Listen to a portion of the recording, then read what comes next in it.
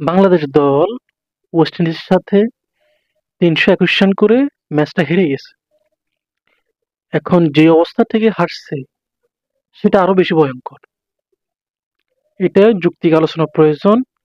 সাংবাদিকতার নামে, হলুদ সাংবাদিকতার নামে শুদ্ধ ভাষায় কোনো প্লেয়ারের বিরুদ্ধে বলবো না। কোনো প্লেয়ারের মনোকষ্ট আসুক সেটাও বলবো না। যেটা যুক্তি আলোচনা সেটাই করব। বলতে পারেন বাংলাদেশ ৩২১ রান করছে তো কি হয়েছে? বাংলাদেশ দল হেরে যাওয়া স্বাভাবিক। বলতে পারেন এটা। ওয়েস্ট ইন্ডিজ যেভাবে ম্যাচটা খেলেছে, তারা যেভাবে ব্যাটিংটা করছে, সেখান থেকে বাংলাদেশ হেরে যাওয়াটা স্বাভাবিক বলতে পারেন। বাংলাদেশ দল শুরুতে ব্যাটিং করে লিটন দাস, তানজিদ হাসান তামিম তারা দুজনে ব্যর্থ হয়। ঠিক আছে, তাদের ব্যর্থতা আমরা কেটে উঠছি। সৌম্য সরকার এবং মিরাজ তারা দুজনে 50 করে রানটা 150 প্লাস নিয়ে যায় তাদের জুটিতে। তাদের এটা আমরা কেটে উঠছি। শেষ দিকে জাকের আলী, মাহমুদুল্লাহ দুজন 50 রান করে। তাদের দুজনের 50তে আমরা রানটা গিয়ে দাঁড়ায় 321। ওয়ানডে ক্রিকেটে 321 রান অনেক। ওয়েস্ট ইন্ডিজ ব্যাটিং কেমন করে সেটাই দেখার বিষয়। ওয়েস্ট ইন্ডিজ প্রথম 30 রান না যেতে তারা 3 উইকেট শেষ। তার মানে বাংলাদেশ জয়ের জন্য ফেভারিট।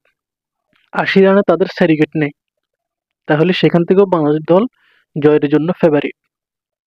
এখন সেখান থেকে কিভাবে হেরে গেল? যুক্তিক আলোচনা এটা অবশ্যই প্রয়োজন।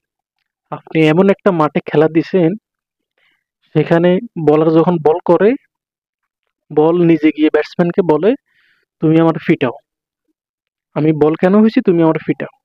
উড়াদুরা ফিটাও। যখন ব্যাটসম্যান বলটাকে ব্যাটে লাগায়, বল মুহূর্তের ভিতরে বাউন্ডারি পার হয়ে যায়।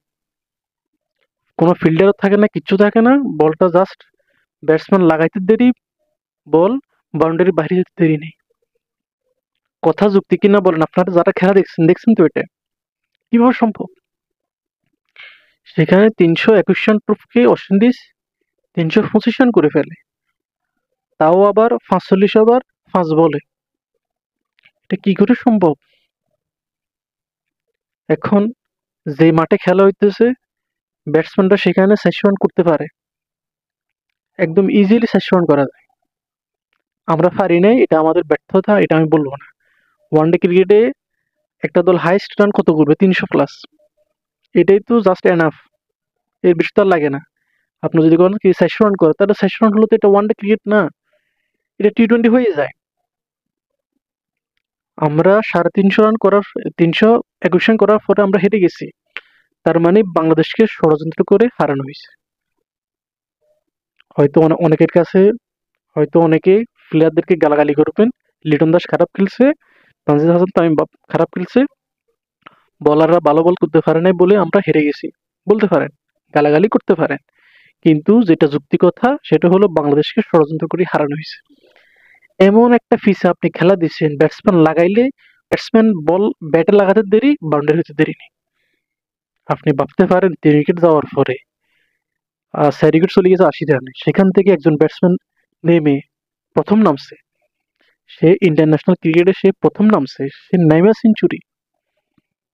এটা কল্পনা করা যায়? সে নাইমা এত বড় একটা রান চেঞ্জ করবে, সেখানে সে সেঞ্চুরি। তাহলে ভাবতে পারেন মাঠের অবস্থা কি ছিল। কিসি কাটতি, তার ব্যাটিং স্টাইল কি বলবো, সে জাস্ট লাগাইতে দেরি, বল বাউন্ডারি যেতে দেরি নেই। সেও করছে প্রায় 80 রান উপরে। তাদের একজন প্লেয়ার মোটি, সে একজন বোলার, সেও করছে প্রায় 40 রান উপরে। তাহলে আপনি ভাবেন মাঠ কত জঘন্য ছিল। আমি বলবো এটা হারাটা স্বাভাবিক, সমস্যা নেই।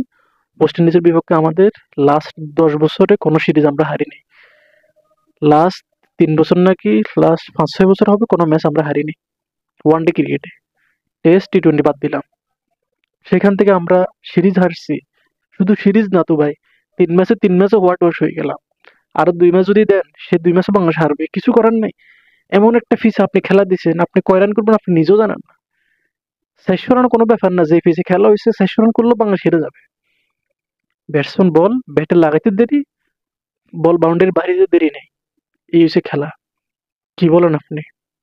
দেখছেন না খেলা?